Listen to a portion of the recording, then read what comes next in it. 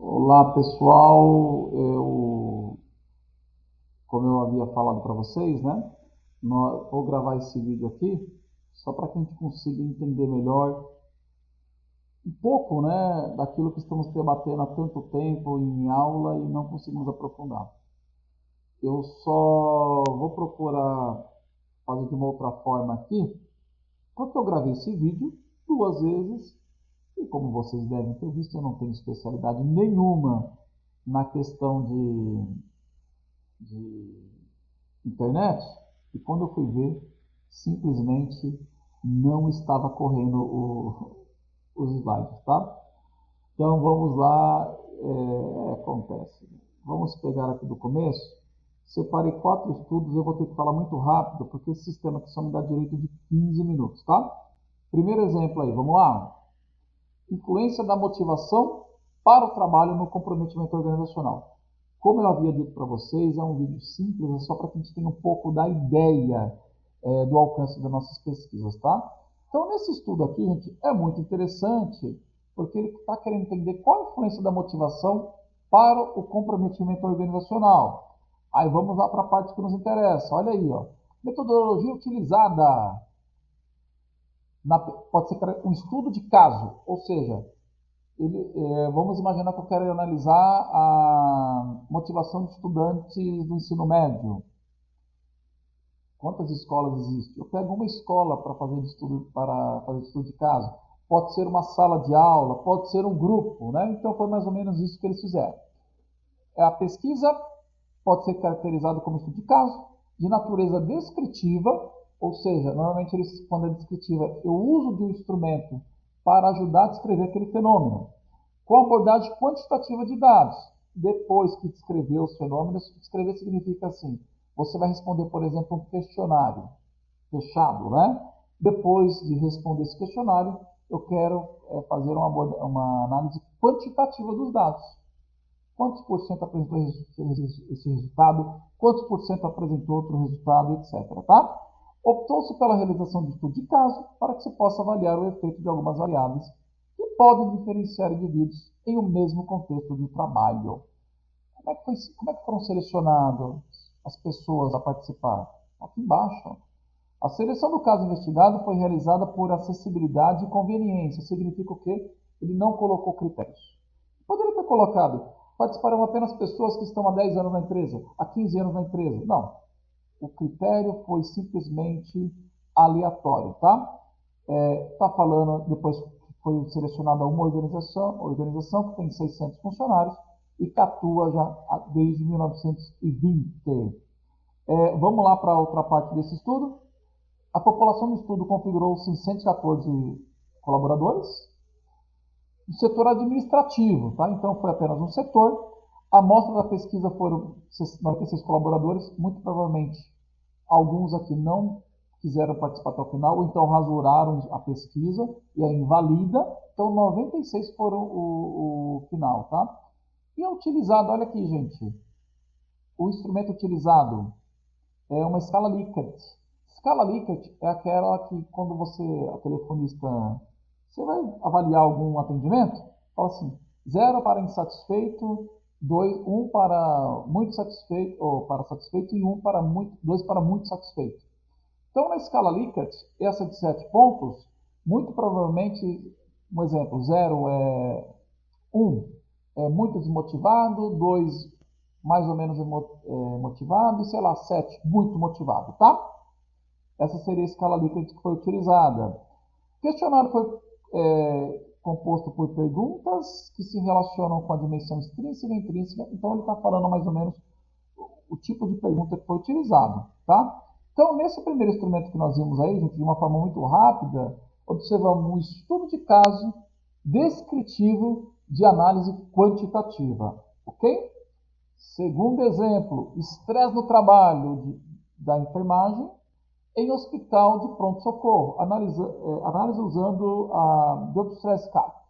Aqui, ele já está falando no exemplo a escala que ele irá utilizar.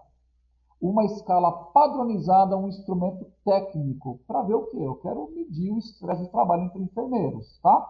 Bom, método. Estudo do tipo transversal. O que é transversal? Significa que dentro do hospital não estou fazendo estudo longitudinal. Eu não estou pegando esses enfermeiros e acompanhando eles durante o ano. É transversal. Eu estou pegando um grupo de enfermeiros daquele hospital para analisá-los de uma forma temporal juntos, tá? Então, estudo do tipo transversal realizado em hospital de pronto-socorro da região sul. A população foi composta pelos trabalhadores de enfermagem. Quem eles estão chamando de enfermagem? Pode dar a entender para a gente que são enfermeiros com graduação em enfermagem. Enfermeiros aqui, quem são, gente? Para esse estudo, tá? São os enfermeiros, são os técnicos, são auxiliares, que no total são 606 naquele hospital. Quem eles excluíram? Gente, tudo que você vai fazer no seu estudo, você tem que colocar. Por que você fez assim? Por que você adotou essa atitude? Olha lá, foram excluídos do estudo os trabalhadores com contratação temporária, aqueles com tempo de trabalho na instituição inferior a 1 ano, os afastados do trabalho em função de algum tipo de licença, tá? E outros com cargo informal, totalizando 185 trabalhadores. Olha lá que importante.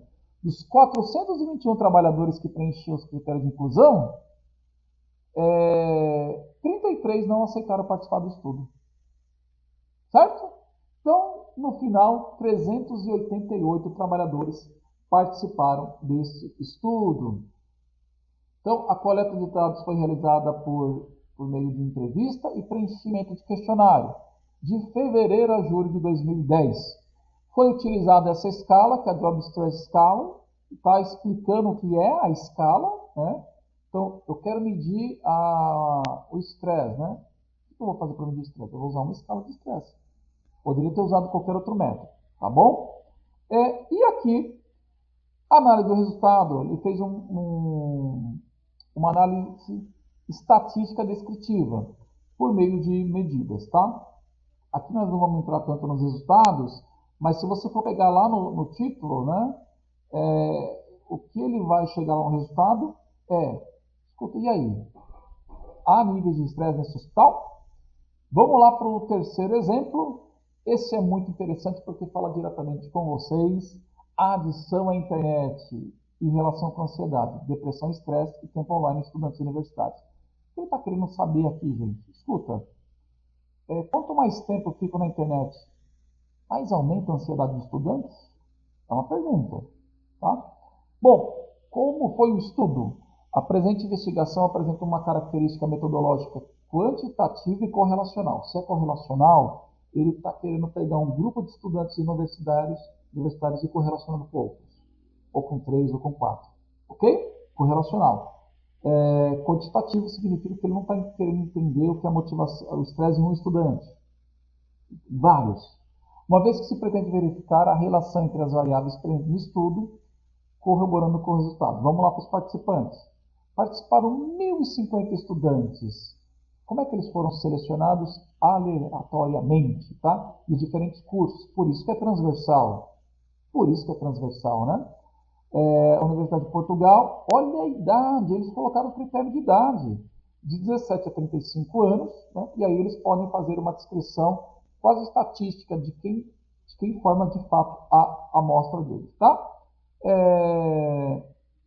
Os instrumentos, já foi lá dito, foram questionados ainda sobre variáveis sociodemográficas, sexo, idade e tempo de internet. E aí, eles utilizaram esse instrumento, olha que interessante, gente, que é um instrumento de escala Likert, que ele analisa o quê? O quanto você está ligado na internet. E correlacionaram com este outro, que é a escala de ansiedade, depressão e estresse, que é a DAS. Qual que foi a ideia, então? Escuta, estudante universitário que tem um número maior de estresse por essa escala aqui, ele correlaciona com aquele que usa mais internet? Ou não tem correlação? O que usa mais internet é mais ansioso? Ou seja, como eu estou fazendo para analisar isso? Com 2 instrumentos. Um instrumento que analisa o uso de internet e outro que analisa o grau de depressão, ansiedade ou estresse. E aí depois eu faço uma correlação, que é uma análise estatística, para ver se há correlação ou não. Está interessado em ver o resultado? Dá uma lida lá no estudo e veja o que você acha. E no final, Fatores de risco para prematuridade, pesquisa documental. Gente, se a pesquisa é documental, não envolve seres humanos diretamente, lembra? Eu nem preciso, dependendo do caso, de pedir autorização para o comitê de ética. Então, olha que estudo interessante, 100% documental. Estudo epidemiológico de corte transversal, lembra? Transversal, realizado no município de Carapuava. A amostra foi composta da totalidade dos prematuros vivos, 106, e suas respectivas mães, no período de janeiro a julho de 2005. Foram excluídas as mães dos nascidos mortos e as mães dos bebês nascidos vivos existentes de outros municípios. Recorte do estudo, tá? Como é que esses dados foram coletados, gente? Como? Como eles foram coletados? A coleta de dados foi realizada por meio de busca de documentos com base no formulário DN/MS, que é dos arquivos da secretaria, tá? Deixa eu buscar aqui as variáveis. Os dados obtidos foram analisados pelo software estatístico Statistics 7.0. Você pega todos esses dados aqui, joga no software e o software faz a análise dos dados. As variáveis do perfil materno utilizado foram idade, escolaridade e ocupação principal, estado civil. Então, as variáveis que o estudo quis entender, tá? No fundo, eles querem ver o quê? Escuta, há uma tendência nos fatores de risco aqui, entre idade, escolaridade, eles estão buscando fazer essa correlação. As variáveis de caracterização dos recém-nascidos foram sexo, raça e índice de Apgar, no quinto minuto de vida, peso ao nascer e malformação congênita. E aí, eles estão falando, né, que observaram os aspectos éticos da 196 do Conselho Nacional de Saúde e do Ministério da Saúde. Foi solicitada autorização para o estudo da Secretaria de Saúde do município, porque, aliás, são dados, né, do município, sigilosos. O projeto foi aprovado pelo Comitê de Ética da Universidade Estadual Unicentro. Por que isso, gente? Se eu estou fazendo uma pesquisa, dependendo da minha pesquisa documental, como eu já havia dito, eu nem precisaria de uma autorização. Mas aqui são dados sensíveis, sigilosos, né? Daí a necessidade de uma autorização. Eu estou dizendo isso que você não pode falar, mas falou que não precisa de uma autorização. Não, há casos que se faz necessário, são esses. Gente, é mais ou menos isso. Falei muito rápido para vocês, porque esse sistema que eu tenho aqui, não é nem meu, é que a faculdade me deu, ele me permite gravar por 15 minutos. Ah, professor, tem outros que gravam uma hora, sem pressa, meia hora. Eu não tenho, eu não conheço. Tá bom? Mas eu espero que depois você possa ir dando pause aí, vai dando uma olhada nesses modelos. É só para ajudar a entender um pouco melhor esse tema que é tão legal, tão gostoso de estudar, mas ao mesmo tempo é um conteúdo muito grande, né? E espero que esse vídeo ajude a gente a entender um pouco melhor, tá bom? Muito obrigado, um abraço.